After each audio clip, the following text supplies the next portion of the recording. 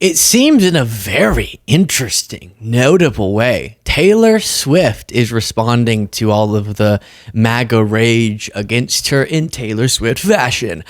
So I'll play this reporting for you about how last night Hulu is broadcasting The Handmaid's Tale, and she debuted a new song there. But I need to show you what it is that MAGA's all hyped up about, which is they're rooting on this fake, made-up world where Taylor Swift's career has collapsed because she endorsed Kamala over Trump. And Trump recently posted, "Has anyone noticed that since I said I hate Taylor Swift, she's no longer hot?" That was the quote. I guess meaning no longer popular. And it's ridiculous, but it led to many, as we talked about on the morning show, people like Benny Johnson, many figures like Benny Johnson giving this coverage. What's up, guys? It's Benny. For every action, there is an equal and opposite reaction. These are the laws of thermodynamics. These are the laws that knit the universe together in perfect mathematical harmony.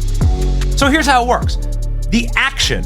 If you are a celebrity with hundreds of millions of followers and you're worth billions of dollars and thousands and thousands of people pay absorbent ticket prices to watch you dance Absorbent. That's not the word, Benny. Hey, what's up? It's Benny. Poorly and lip sync, you should just take the check. You should take the golden ticket that society handed you and say, I'm good when it comes to divisive politics. Because you're just going to piss off half your fan base. And you may end up pissing off the president of the United States. Taylor Swift, not a smart person. Because instead of just doing that... Okay, so it goes on to say that everything's going terribly for her. Swifties are on life support. No one likes her anymore. Trump destroyed her career, which seems to be going well. Podcast listeners, I'm showing $1.6 billion net worth for her, wrapped up that huge tour, all of that, still after Trump said that he hated her, but they live in this mythical world, as we talked about again on the morning broadcast, that says anyone who speaks out against Trump necessarily has to fail afterwards. They can't imagine a world where, number one, plenty of people who don't like Trump will still support Taylor Swift, and plenty of people who do like Trump will still support Taylor Swift because the music is a bop. And so it's not in direct response to that, but there seems to be a political message here where she decided to debut her re-recording of the song, "Oh, Look What You Made Me Do," that song. Here's Today talking about it. All right, how about some new music from Taylor Swift to start your morning? Taylor debuted the first track from her highly anticipated album, Reputation, Taylor's version, during last night's episode of The Handmaid's Tale. The show opened with the song, "Look What You Made Me Do." Take a look. I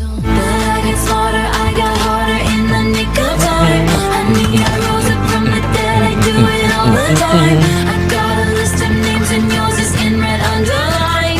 I check it once, then I check it twice. Oh, look what you made me do. Look what you made me do.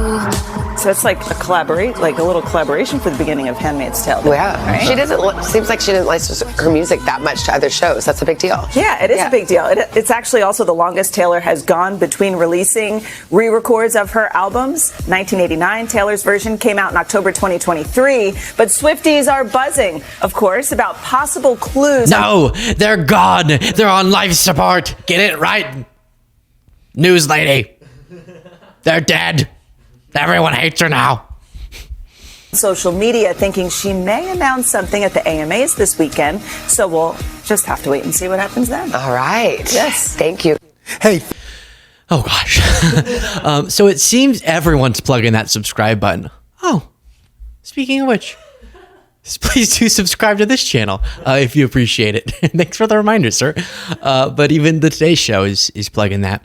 So putting it on the Handmaid's Tale seems very intentional, right? Because what is the constant political reference there? Everyone is always saying that the right-wing ideology of MAGA is going to send us into that territory where that's going to become reality. The dystopia that is going to become reality because of them and Project 2025 and the regressive views that they push forward. And she's debuting, not a normal thing for her, this re-recording of the song on Hulu.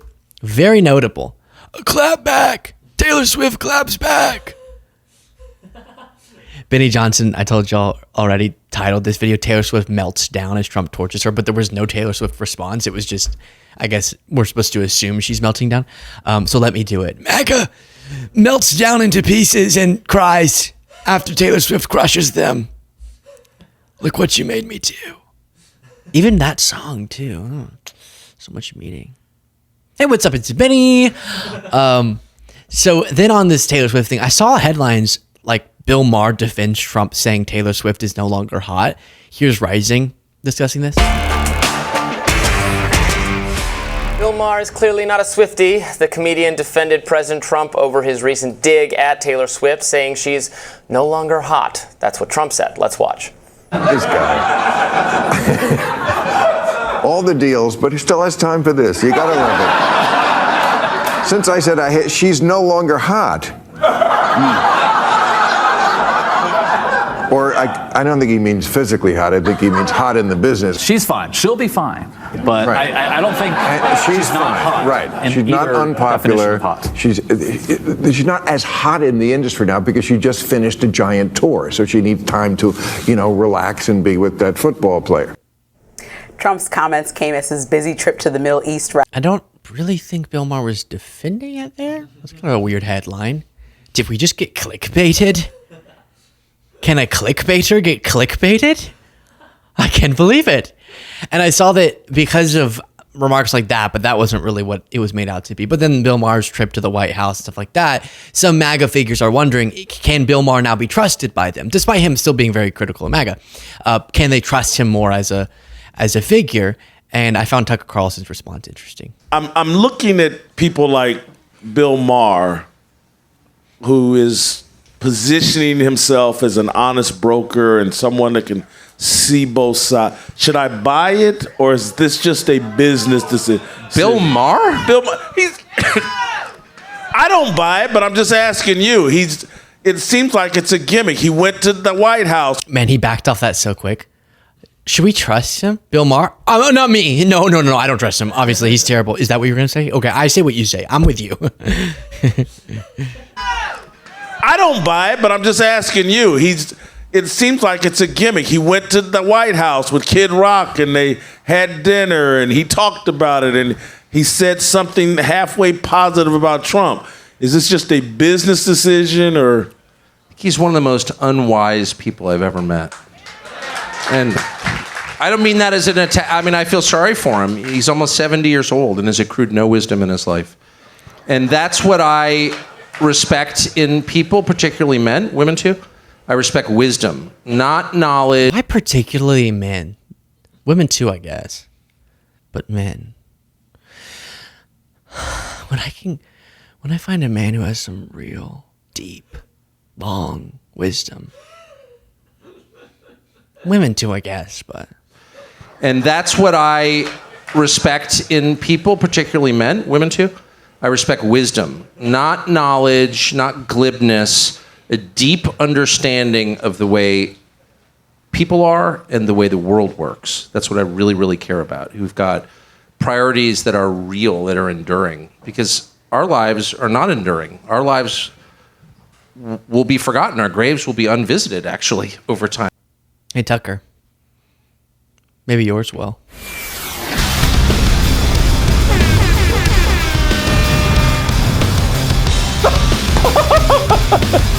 Can you edit in when I do that, like some rock music? I think it'll fit better. It's the only reason I brought up that clip, was to do that. It's the only reason. I just wrenched in Bill Maher to this so I could bring up that clip. I'm being honest. Just so I could say that. I hope it was worth it. Look what you made me do.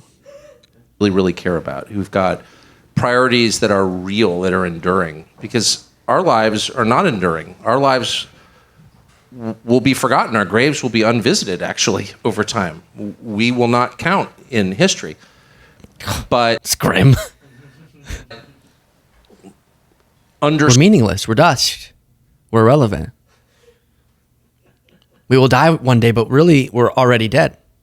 If you think about it, which is true, by the way. Our graves will go unvisited. Liberals will pee all over your grave once you're dead. Cardi B will dance. She will dance on your grave, literally. And they won't let you bring this up. The mainstream media won't talk about the fact that Cardi B and Megan Thee Stallion and Taylor Swift will all dance on your graves to look what you made me do when you're dead, and no one will care. You will be dead, which is why you're already dead. So anyways, I don't love Bill Maher is the point. Where are you going, Tucker? You can take it off. I don't care. Always strange as ever, Tucker. Share your thoughts in the comments.